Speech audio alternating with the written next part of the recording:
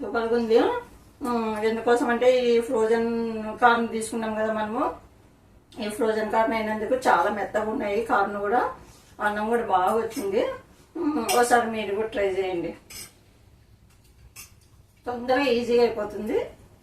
రోజు తొందరగా అయిపోవాలని తొందరగా చేసేస్తున్నాను. కానీ ఏమంతా చేయాలనిపించడం లేదు. అందుకే తొందరగా ఏమైపోతుంది అని ఆలోచించుకొని సరే ఈరోజు ఈ స్వీట్ కార్న్ పలావ్ చేస్తాను. తొందరగా అయిపోతుంది.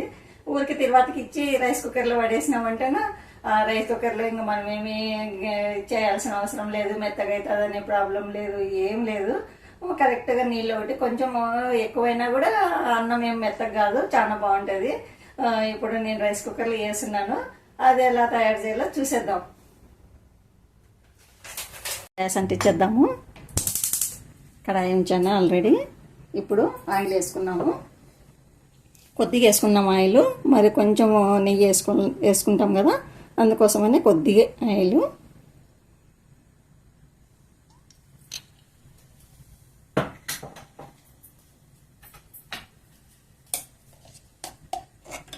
కొంచెము నెయ్యి.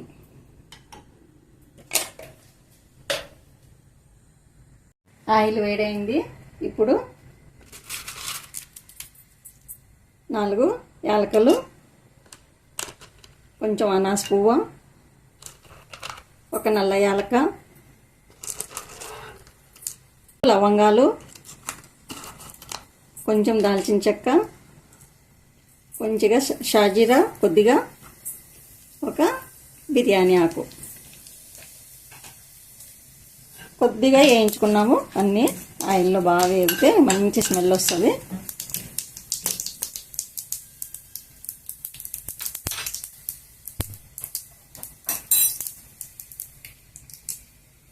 వేగిపోయినాయి. 4 లవంగాలు,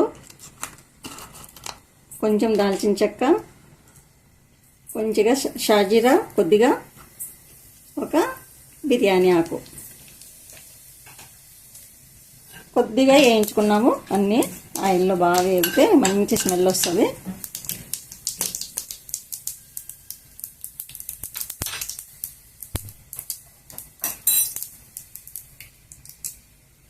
వేగిపోయినాయి. ఇప్పుడు సన్నగా తరిగి ఉంచుకున్న ఉల్లిపాయ ముక్కలు, దాంతోపాటు పచ్చిమిర్చి కొద్దిగా కలర్ వచ్చేంత వరకు వేయించుకున్నాము. కొంచెం కలర్ రావాలా, బాగా ఇది బిర్యానీ కదా, అందుకోసమని కొంచెం కలర్ వస్తే బాగుంటుంది. ఇంకా కొద్దిగా వేయించుకున్నాము. ఇంకా కొంచెం కలర్ రావాలా. 2 కలర్ వచ్చేసినాయి. ఇప్పుడు కొద్దిగా అల్లం వెల్లుల్లి పేస్టు, కొంచెం పచ్చివాసన పోయేంత వరకు వేయించుదాము.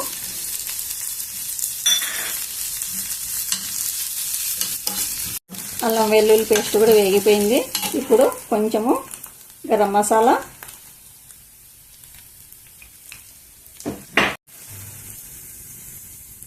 ఫ్రోజన్ కార్న్,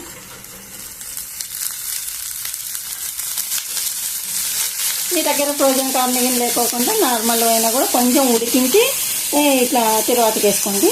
అట్లనే డైరెక్ట్గా వేసుకోవద్దండి.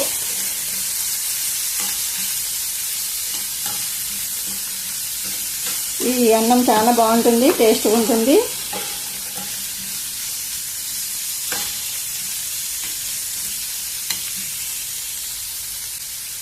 ఇప్పుడు కొద్దిగా పుదీనా, కొత్తిమీర,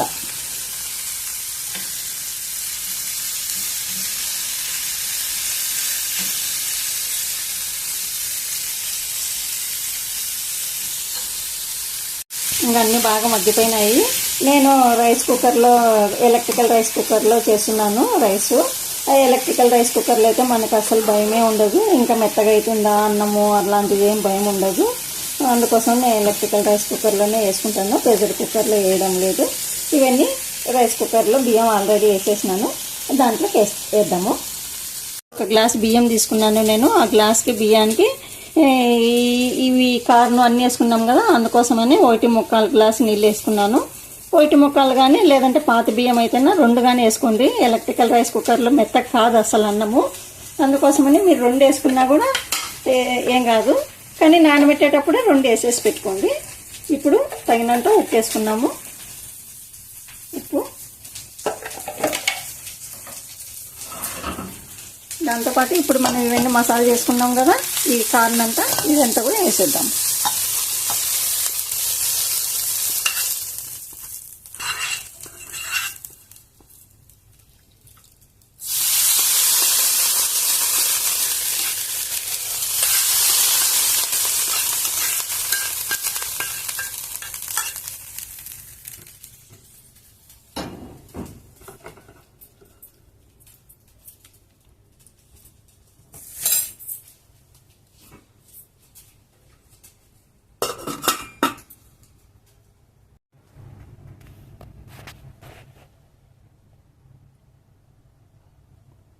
ఇప్పుడు ఆన్ చేసినాను ఎలక్ట్రికల్ రైస్ కుక్కర్.